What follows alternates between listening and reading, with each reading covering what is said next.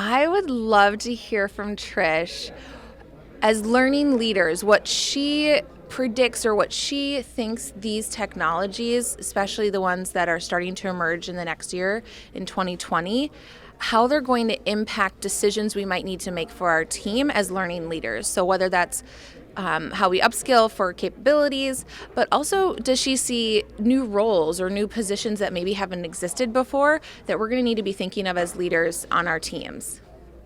So that's a really good question. So let's take a technology that we're the terminology at least, or where we're familiar with hearing it called out, and that's artificial intelligence. And with artificial intelligence, the thing that I would want everyone to consider is when we're talking about artificial intelligence, we're almost talking about the thing behind the thing. Do you remember that commercial that used to be like, we're GE, we bring good things to life? They weren't the front thing that we interacted with, they were the thing that made that thing good. And that's kind of what artificial intelligence is all about, is that it just becomes this, whether it's computing power at speed and scale, or it's the ability of being able to leverage technology that is artificial intelligence to start mimicking the 5 human senses, right? So if you take a look around us, artificial intelligence can now see better than humans, it can now hear better than humans, it can now speak better than humans, it can now touch better than humans, and can manipulate physical objects in many cases better than humans. We can see that in surgical practice and in the medical field. We can see that in our warehouses and our factories, where it is that we've got robots that are AI mediated, that are able to do literally the heavy lifting.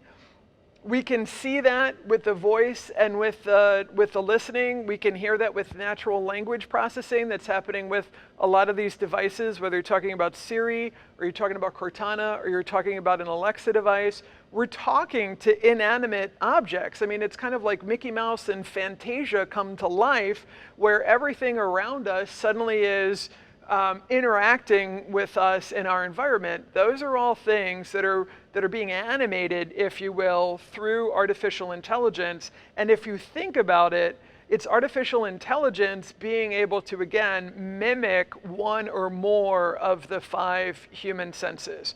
And so artificial intelligence is going to continue to advance in those domains, and very quickly, by integrating those senses together. So we're actually starting to see some computing platforms that are AI driven that actually start to do taste and smell as well. And then what are the applications of those in the real world? So what does that mean to us as learning leaders and to our teams within an organization? What does that mean to roles? Is it going to create additional jobs? Does that mean there's going to introduce new roles to the team? Does that also mean that it's a threat, that there are possibilities that it's going to not only disrupt us, but deconstruct us, right? Take some things from us that are familiar, that we make a living at right now, quite frankly. It's going to go over to the machines. Yes. And so one of the ways that I appeal to people to really think about it is, what are the tasks that you as a human being do within your role within the L&D function right now that have to do with sight, that have to do with listening, that have to do with speaking, that have to do with touch? Later on, we're going to also introduce taste and definitely introduce smell. But when we can start to see that artificial intelligence has mastered these senses and moved beyond human capability, then the tool that is going to take over those tasks using those senses that you as the human use today is going to be deconstructed and given to the machines, because it can excel at it at a cheaper cost. So what does that mean to us? Well, specifically in the learning function, that means that there are already technologies that are out there that can actually listen in some ways better and read better and faster and analyze what it is that it's read faster than we have. Well, okay, isn't that part of instructional design? I mean, isn't that part of like meeting with a subject matter expert, being able to conduct the interview, doing the analysis, doing the front-end analysis, being able to figure out, sift through the information that the subject matter experts gives us, being able to assess what material then needs to move forward, what are the learning objectives, what are the performance objectives, what content are we going to need in order to then develop. Well, we have instructional design tools now that are actually AI driven, that can take the instructional design process from something that evolves by humans over months and actually take that down to minutes. Because the machine can read, the machine can listen, and the machine can now write. So what does that mean for humans? How do we reposition ourselves? I would submit not to compete, but to augment. And it was the CHRO of IBM who said, it's not the machines that are going to take your job, it's the humans that know how to use the machines that are going to take your job. That's 100%, that's everybody. That's every part of the organization, including us and L&D. So how do we get curious? How do we take an honest assessment of who we are and what it is that we do every day? And how do we take a look at the world around us and say, I'm assuming that these things that I'm doing to some degree or another are going to be automated. When do I think that is going to happen? And are those automated tools already out there and upon us? When it comes to these other technologies, blockchain and 5G and quantum computing and Internet of Things and conversational queries and voice interfaces and those types of things, think of that as layers to the same structure that's just going to enhance the machine's superpowers. So we don't necessarily need to understand all of those technologies right now today, but we do have to understand that that's just going to increasingly make the machines better at things that the machines are going to take over and do.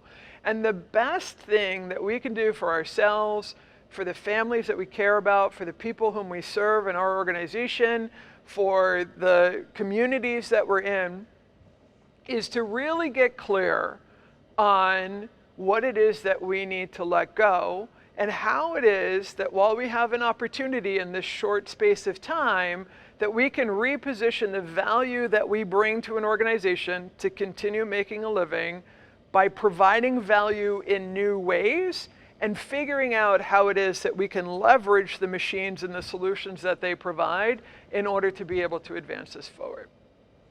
The last thing on that is, we're going to see new roles within the learning function that are not only going to be staffed by humans, but are going to be staffed by machines, in some cases robots. And when I think of a robot, I think of a physical mechanical device that has some kind of intelligence to it, or at least some kind of functionality to it. It's also going to be staffed by algorithms, and those are going to be algorithms and ensembles of algorithms that are already, in some cases, exist in our productivity and business software that can actually perform some of the learning and performance diagnostics and interventions better than many learning functions currently can. So the algorithms, and then also getting into things like chatbots, right? So taking a look at chatbots that are now becoming colleagues, if you will, within the enterprise. If you want to take a look at something that might kind of knock your socks off on how technology might be the next staff member that you're onboarding, take a look at a company that's called Soul Machine out of New Zealand. The reason why they're significant is that one of the co-founders and the current CEO was actually Mark Sager, who is the guy who won 2 Oscar awards for the facial technology software that he created for 2 films. You've probably heard of them. One is King Kong, and the other one is Avatar. And he has now taken that and his background in computational biology and has started to create the first line of digital humans that are actually entering the workforce, usually in the customer service center. But these are entities that we are going to have to learn how to work with, and that we're going to have to learn how to manage, and we're going to have to learn as a learning function in order to onboard, in order to be able to support and help people get accustomed to and acclimated with over some period of time. There's some, really kind of fantastical stuff that's happening right now that is changing who we are and what we are to become. And the worst thing that we can do right now is to try to avoid this wave of automation that's happening. The best thing that we can do for ourselves and for the people whom we support and whom we serve is to figure out how it is that we can participate with awareness and with understanding in how it is that we can help facilitate as we move through this new era and move through these transformations.